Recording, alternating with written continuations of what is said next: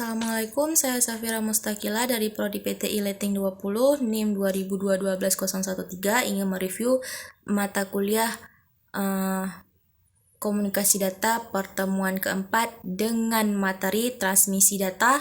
Transmisi data tadi dari terminologi 1, terminologi 2, dan terminologi 3. Dilanjut dengan frekuensi, spektrum, dan bandwidth. Di selanjutnya ada gelombang sinus yang terdiri dari amplitudo puncak atau dengan satuan SI-nya yaitu A, ada frekuensi, satuan SI-nya F, ada fase, terus dilanjut dengan panjang gelombang yaitu jarak yang didapat dengan satu putaran, jarak antara dua titik yang bersesuai dengan fase pada dua putaran yang berkesinambungan. Dilanjut dengan konsep domain frekuensi, yaitu sinyal biasanya dibentuk dari berbagai frekuensi. Komponennya adalah gelombang sinus. Dapat dijelaskan analisis Fourier bahwa setiap sinyal dibuat dari komponen gelombang sinus. Dapat menteks pilot fungsi dominan frekuensi. Ada spektrum dan bandwidth. Spektrum yaitu jangkauan frekuensi yang dikandung dalam sinyal. Bandwidth terdiri dari bandwidth absolut dan bandwidth efektif. Bandwidth absolut yaitu lebar spektrum, bandwidth efektif sering disebut bandwidth saja. Pita sempit dari frekuensi yang mengandung kebanyakan energi. Komponen DC yaitu komponen frekuensi 0, kecepatan data dan bandwidth transmisi data analog dan digital yaitu data estetis yang convey meaning. Lanjut sinyal, ada transmisi data adalah analog nilai-nilai kontinu dalam beberapa interval yaitu contoh suara, sound, gambar atau video. Digital, nilai-nilai diskret, contoh teks integer. Transmisi analog, sinyal analog ditransmisikan tanpa mengetahui isinya, bisa berupa data analog atau digital. Transmisi digital sangat memperhatikan isi. Integritas sinyal sangat mempengaruhi oleh noise, atenuasi, dan menggunakan reparator. Reparator menerima sinyal dan mengekstrak bit pattern. Ada transmission impairment. Sinyal yang diterima di transmission impairment bisa jadi berupa dari sinyal yang dikirimkan, analog degradasi kualitas sinyal. Ada atenuasi, kuat sinyal menurut yang bertambahnya jarak. Ada delay distortion, hanya ada guided media, kecepatan penggelaran propagasi bervariasi terhadap frekuensinya. Ada noise 1, terdiri dari sinyal tambahan yang masuk di antara transmitter dan receiver.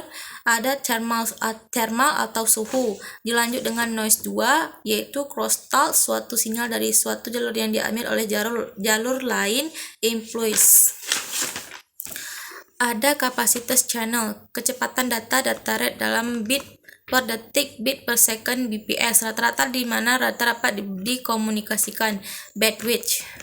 Dilanjut di materi kelima, kita ada sinyal permodulasi atau data sinyal analog yang terdiri dari amplitude modulasi, frekuensi modulation, phase modulation, yaitu terdiri tipe-tipe modulasi, amplitude modulasi AM, frekuensi modulasi FM, phase modulation atau PM. Lebar jalur isyarat audio setara berusaha 15 km. Oleh karena itu, suatu stasiun FM memerlukan sekurang-kurang lebar jalur seluas 150 kHz 2. Yang terdiri dari postcode modulation, PSM merupakan suatu kode untuk mengubah sinyal analog menjadi sinyal digital, di mana sinyal suara atau gambar yang masih berupa sinyal listrik analog diubah menjadi sinyal listrik digital. Dasar pembentukan postcode modulation terdiri dari proses yaitu sampling, kuantitas, pengodaan. Jika suatu sinyal disimpling dengan interval reguler dengan lainnya lebih besar daripada 2 kali frekuensi tertinggi sinyal, sampel memuat semua informasi dari sinyal original. Data suara dibatasi oleh 4000 Hz.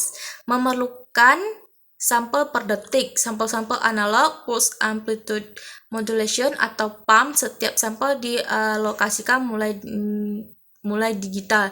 Sistem 4 bit memberikan 16 level kuantitas, error, kuantitasi atau noise. Aproximas berarti tidak mungkin untuk mendapat kembali sinyal original secara L-cell. Simple 8 bit memberikan 256 level. Kualitas sebanding dengan transmisi analog. 800 sampel 8000 sampel per detik dengan masing-masing sampel 8 bit memberikan 64 kbps. Skema PCM menggunakan numeric encoding yang artinya bahwa level kuantitasi tidak diperlukan sama. Mengurangi sinyal distorsi. Pengurangan sinyal distorsi yang dilakukan dengan menggunakan kuantitasi yang beragam, yakni proses persuntikan penentang intensitas sebuah sinyal dengan menambah lebih banyak penguat untuk sinyal-sinyal yang lemah dibanding dengan sinyal yang kuat pada input. Selanjutnya kita lanjut ke pertemuan ke-6, yaitu teknik komunikasi data atau bisa disebut dengan teknik komunikasi data digital. Ada dua mode transmisi data, yaitu parallel transmission dan serial transmission, dan masing-masing mempunyai keunggulan paralel. Serial, satu anikronus, sinkronus. Keunggulan dari komunikasi data digital sebagai berikut. Keuntungan dari komunikasi digital adalah sebagai berikut. Error hacker selalu dapat dikoreksi. Mudah menampilkan sinyal seperti encryption, rate dinamis yang lebih besar perbandingan nilai terendah terhadap tinggi dapat dimungkinkan. Sedangkan kerugian dari komunikasi data digital yaitu biasanya memerlukan bandwidth yang lebih besar, memerlukan sinkronisasi.